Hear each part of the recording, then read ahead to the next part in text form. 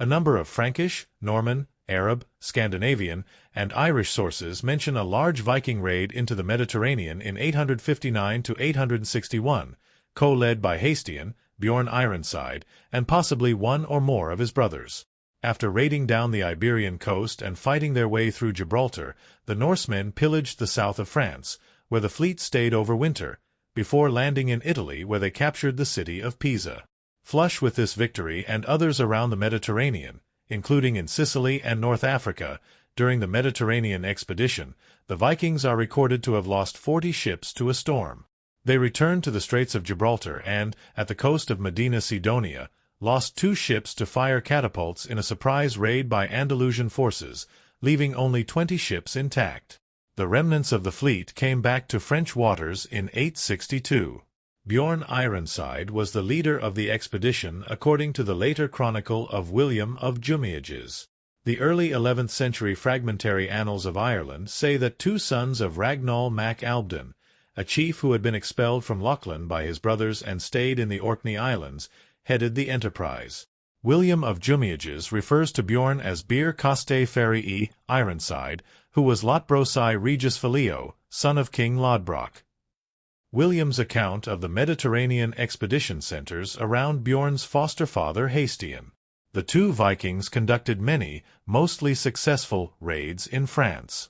Later on, Hastein got the idea to make Björn the new Roman emperor and led a large Viking raid into the Mediterranean together with his protégé. They proceeded inland to the town of Luni, which they believed to be Rome at the time, but were unable to breach the town walls. To gain entry, a tricky plan was devised. Hastein sent messengers to the bishop to say that, being deathly ill, he had a deathbed conversion and wished to receive Christian sacraments and or to be buried on consecrated ground within their church. He was brought into the chapel with a small honor guard, then surprised the dismayed clerics by leaping from his stretcher. The Viking party then hacked its way to the town gates, which were promptly opened, letting the rest of the army in. When they realized that Luni was not Rome, Björn and Hastein wished to investigate this city but changed their minds when they heard that the Romans were well prepared for defense. After returning to West Europe, the 2 men parted company. Björn was shipwrecked at the English coast and barely survived. He then went to Frisia, where William says he died. There are some historical challenges with this account. Hastein appears in the contemporary sources later than Björn, and in order to be his foster father would have been around his 80s when he died. That is certainly possible, citing the fact that their contemporaries, the Viking Rollo and King Harald Fairhair of Norway, lived comparable lifespans. Luni is also known to have been plundered by Saracens. The saga of Ragnar Lodbrok and tale of Ragnar's sons. The story of Björn and his brothers, the sons of the Scandinavian king Ragnar Lodbrok, was retold in different versions throughout the Middle Ages. The tale of Ragnar's sons, Ragnarsona a with acute ttr, is an Icelandic Fornaldar saga from about the 14th century that combines traditional Norse oral history with legendary themes. It states that Björn was the son of Ragnar and Aslog and that his brothers were Hvitserk, Ivar the Boneless, and Sigurd Snake in the Eye.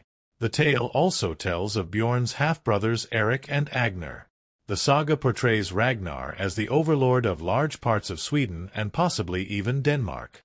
While he was still alive, Björn and his brothers left Sweden to conquer Zealand, Ried Gotaland, here Jutland, Gotland, Erland, and all the minor islands. They then settled at Lidra in Zealand, Denmark with Ivar the Boneless as their leader. Ragnar's sons Eric and Agnar then sailed into Lake Mälaren and sent a message to the Swedish king Eystein, a vassal of Ragnar, that they wanted him to submit to Ragnar's sons. Moreover, Eric said that he wanted Eystein's daughter Borghild as wife. Eystein said that he first wanted to consult the Swedish chieftains. The chieftains said no to the offer and ordered an attack on the rebellious sons. A battle ensued, and Eric and Agnar were overwhelmed by the Swedish forces, whereupon Agnar died, and Eric was taken prisoner. Eystein offered Eric as much of Uppsala od as he wanted, and Borghild, in Wergild for Agnar.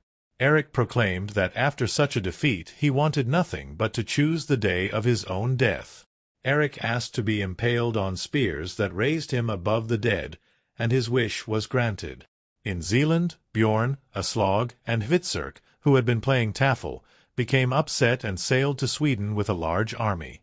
Aslog rode with cavalry across the land. In a great battle, they killed Hastein. According to the saga, their father Ragnar was captured and killed by King Aella in England after a foolhardy invasion attempt. Björn and his brothers, seeking revenge, attacked Aella but were beaten back. As Ivar realized that the English king could not be defeated right away, he sought reconciliation. He only asked for as much land as he could cover with an ox's hide and swore never to wage war against Aella. Then Ivar cut the ox's hide into such fine strands that he could envelop a large fortress. In an older saga, it was York, and according to a younger saga, it was London, which he could take as his own. Ivar made himself popular in England and asked his brothers to attack again. During the battle, Ivar sided with his brothers, and so did many of the English chieftains with their people, in loyalty to Ivar. Aella was taken captive, and in revenge, they carved the blood eagle on him. Later Björn and his brothers pillaged in England, Normandy, France, and Lombardy until they came to the town of Luna in Italy. When they came back to Scandinavia, they divided the kingdom so that Björn Ironside took Uppsala and Sweden.